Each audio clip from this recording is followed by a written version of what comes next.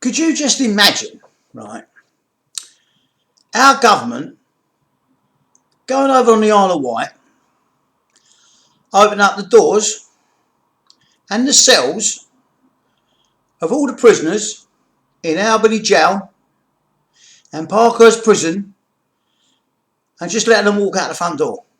Just picture that, right? Now, you've got to remember, if they took such measures, right, they would have the fingerprints, the DNA, and the knowledge of where they're likely all to be, yeah? So once they've rampaged all round Isle of Wight and fucked off home, they know they're in Cardiff or in Swansea, excuse the Welsh, or in Belfast or London. They know where they're going to be, probably the streets. But really, in reality, you're going to say, Pete, you've lost your fucking mind. They're not going to go to Parkhurst and Albany and release everyone. Well, no, I've not lost my mind.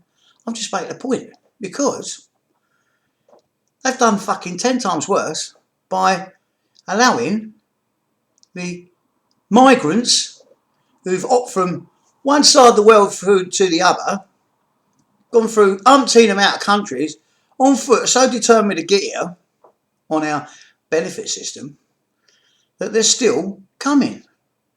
They're still breaking through the tunnel, as I spoke about months ago, when I first realised that ISIS were using it as an entrance point to this country. The same as I pointed about them using the migrants as cover.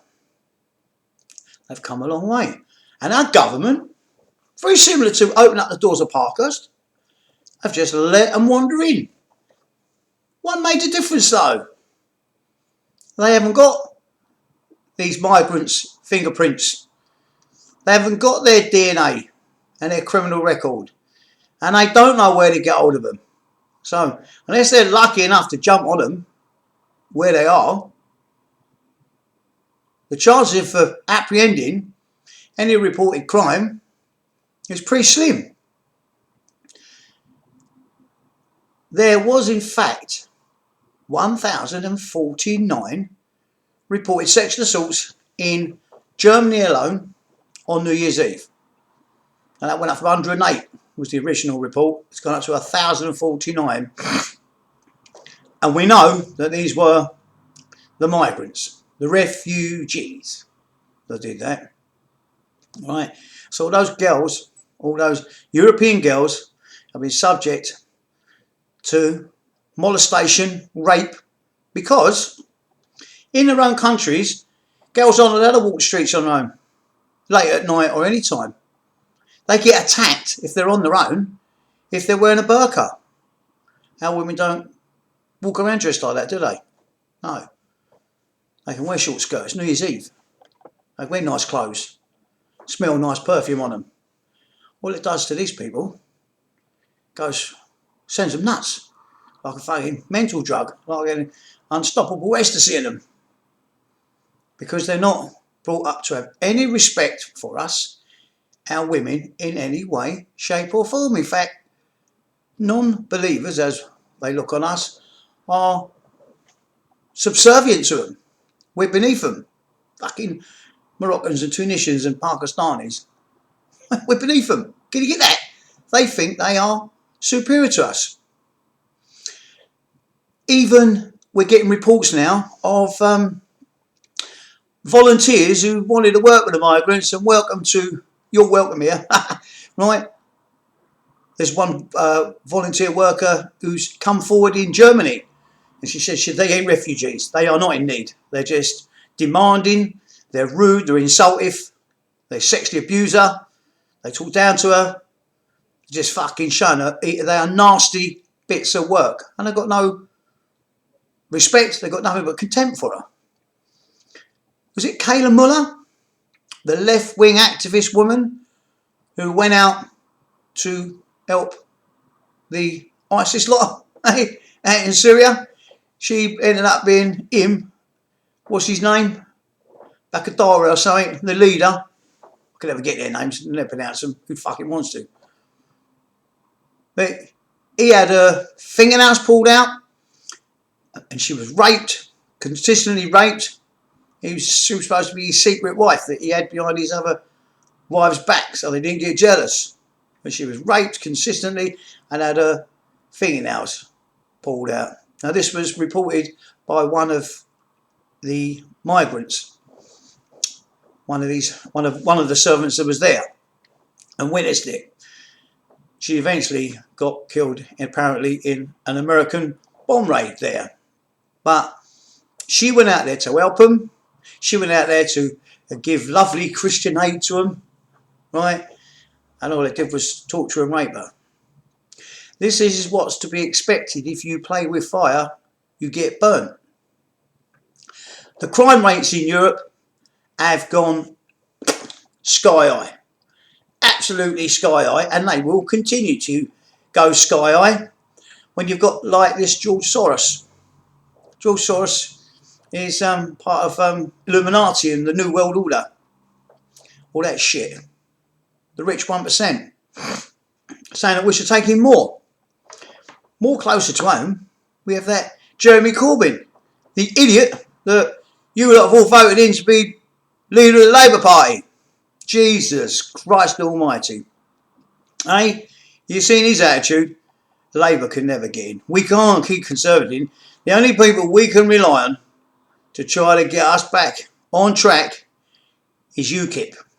Nigel Farage and UKIP.